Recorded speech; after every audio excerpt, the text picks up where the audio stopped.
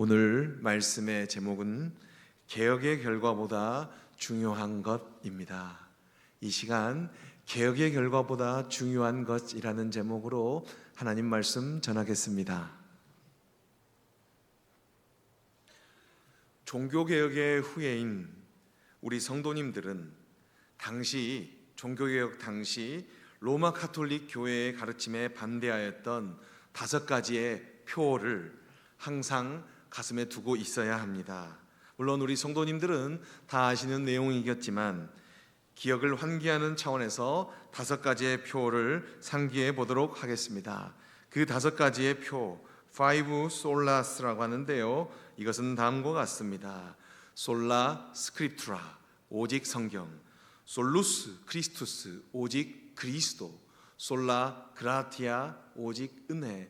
솔라 피데, 오직 믿음. 솔리데오 글로리아, 오직 하나님께 영광. 오직 성경, 오직 그리스도, 오직 은혜, 오직 믿음, 오직 하나님께 영광. 이것은 이 5가지 표는 우리 성도님들이 가슴속에 깊이 간직해야 할 내용입니다. 종교개혁의 후예인 우리 성도님들은 앞서 살핀 5가지의 표를 항상 내 삶에 적용하도록 노력해야 하겠습니다. 끊임없이 이 5가지의 표, 솔라 스크립투라, 솔루스 크리스투스, 솔라 그라티아, 솔라 피데, 솔리데오 글로리아, 이 5가지를 항상 내 삶의 전 영역에 반영하고 실천해야 합니다. 그렇다면 나로 인하여 내가 속한 교회는 항상 개혁될 것입니다. 그리고 이것이야말로 성 어거스틴으로부터 이어져 온 개혁교회의 목표를 실천하는 것입니다. 우리가 속한 개혁교회, 로마 가톨릭에 대항한 개혁교회는 이런 목표를 가지고 있어요. 에클레시아 레포르마타 셈퍼 레포르만다. 이것은 바로 개혁된 교회, 로마 가톨릭으로부터 개혁된 교회는 항상 개혁되어야 한다는 것입니다. 그렇습니다. 종교개혁의 후예인 우리에게 주어진 과제 중 가장 대표적인 과제는 멈추지 않는 개혁입니다. 우리의 삶이 매일매일 살아나야 하는 것처럼 우리의 신앙과 우리의 교회는 항상 개혁되어야 합니다. 오늘 본문 말씀 느헤미야 13장 1절에서 14절의 주인공 느헤미야 역시 자신이 속한 공동체에서 개혁을 단행하였습니다. 그렇다면 느헤미야는 어떠한 개혁을 단행하였을까요? 그리고 그 개혁의 결과는 어떠하였을까요? 먼저 우리는 느헤미야가 단행한 개혁에 대해서 살펴보도록 하겠습니다. 정직하고 분명하게 말하는 사람, 은밀하게 행동하는 사람, 그리고 대적자를 두려워하지 않는 사람 느헤미야. 바로 이 느헤미야는 솔직한 기도와 실제적 대비로서 대적자를 돌파하였습니다. 대적자를 돌파한 그는 52일 만에 성벽 보수 공사를 종결지었습니다. 이렇게 성벽 보수 공사를 성공적으로 종결지은 것만으로도 느헤미야의 개혁은 충분하며 성공적이라고 말할 수 있을 것입니다. 그러나 느헤미야에게 있어서 성벽 보수 공사는 개혁의 시작이었습니다. 그의 개혁은 계속해서 이어졌습니다. 그는 수문 앞 광장에 모여 있는 백성들에게 하나님의 뜻이 기록된 율법 모세오경을 들려주었습니다. 이때 백성 대다수가 히브리어가 아니라 아람어를 사용했기 때문에 히브리어로 전하는 기록된 율법을 잘 이해할 수 없었습니다. 그래서 레위 사람들이 아람어에 익숙한 백성들에게 히브리어로 기록된 율법의 뜻을 잘 설명해 줌으로써 느헤미야의 개혁을 지원해 주었습니다.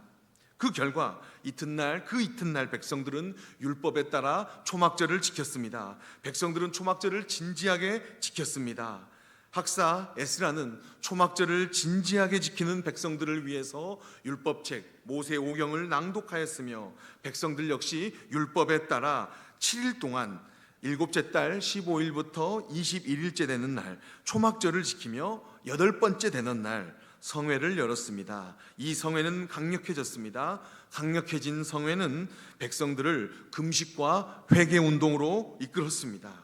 성회는 즉각적으로 행동 변화를 야기하였습니다. 하나님의 백성 이스라엘 후손들은 하나님의 백성이 아닌 이방 사람들과 절교했습니다. 하나님의 뜻이 이방 사람들과 교제하는 것이 아니기 때문에 모압 사람, 암몬 사람들과 친하게 지냈고 경제적으로 친하지 않으면 안 되는데 하나님의 뜻이 아니기 때문에 그들과 절교했습니다. 그런데 시간이 흐르자 개혁의 효과가 시들시들해졌습니다. 자연스럽게 유대인들은 자신의 이해관계에 따라 저주받아야 될 암몬 사람들과 모압 사람들과 교제하였다는 것입니다. 애써 느헤미야가 시행한 개혁의 효과가 사라지고 있었습니다. 심지어 얼마 전에는 대제사장 엘리야십마저 느헤미야의 대적자 암몬 사람 도비야와 관계를 가졌습니다. 이방 사람들을 잘라내는 것이 하나님의 뜻이고 유대 공동체가 지켜야 될 내용인데 대제사장 엘리야십마저 암몬 사람 도비야와 관계를 가졌습니다. 이 내용이 오늘 본문 4절에 기록된 내용입니다. 우리 한 목소리로 우리 읽을까요? 읽겠습니다. 이전에 우리 하나님의 전에 방을 맡은 제사장 엘리야십이 도비야와 연락이 있었으므로 아멘. 대제사장 엘리야십이 암몬 사람 도비야와 서로 연락을 취했다는 것입니다. 어쩌면 대제사장 엘리야십 역시 느헤미야의 개혁에 실제적으로 동참하지 않았다는 것입니다. 아니, 오히려 대제사장인 그는 도비야를 위하여서 성전 안에 있는 큰 방을 도비야가 쓰라고, 암몬 사람 도비야가 쓰라고 성전 안에 큰 방을 내어주었다는 것입니다. 원래 그 방은 소재물, 유향, 그릇, 성전을 섬기는 자들을 위한 곡식, 새 포도주, 기름, 그리고 제사장들을 위한 거제물을 두는 곳, 거룩한 곳이었는데도 말입니다. 이런 것들을 치워버리고 암몬 사람 도비야를 위해서 방을 내어줬다는 것입니다. 바로 성전 거룩한 곳을 느헤미야의 대적인 암몬 사람 도비야가 차지하고 있었다는 것입니다.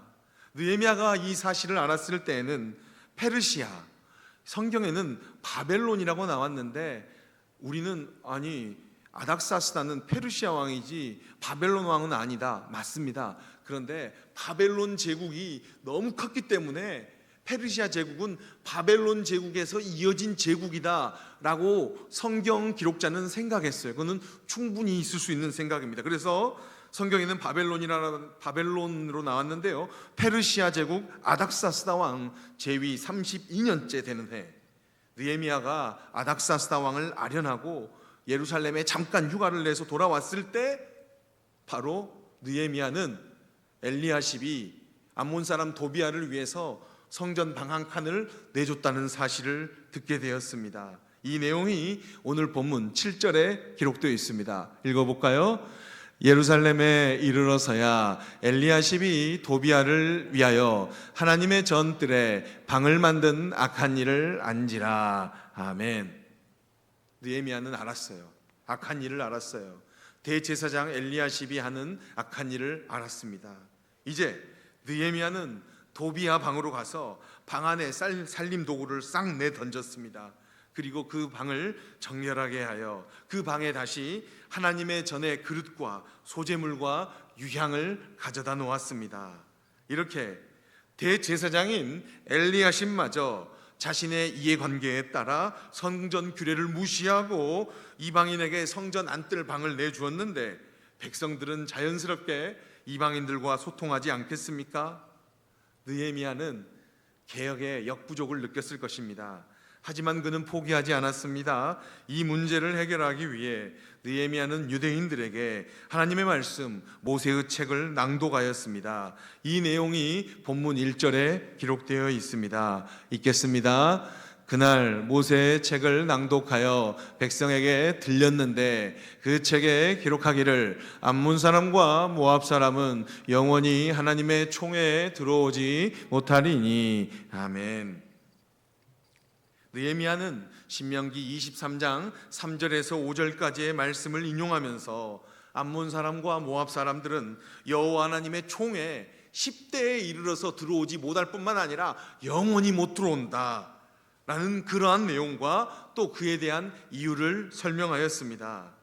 이러한 하나님의 말씀을 전해 들은 하나님의 백성들은 자신들의 공동체 안에 있는 섞인 무리들, 모압 사람들과 암몬 사람들을 쫓아내고 분리시켰습니다.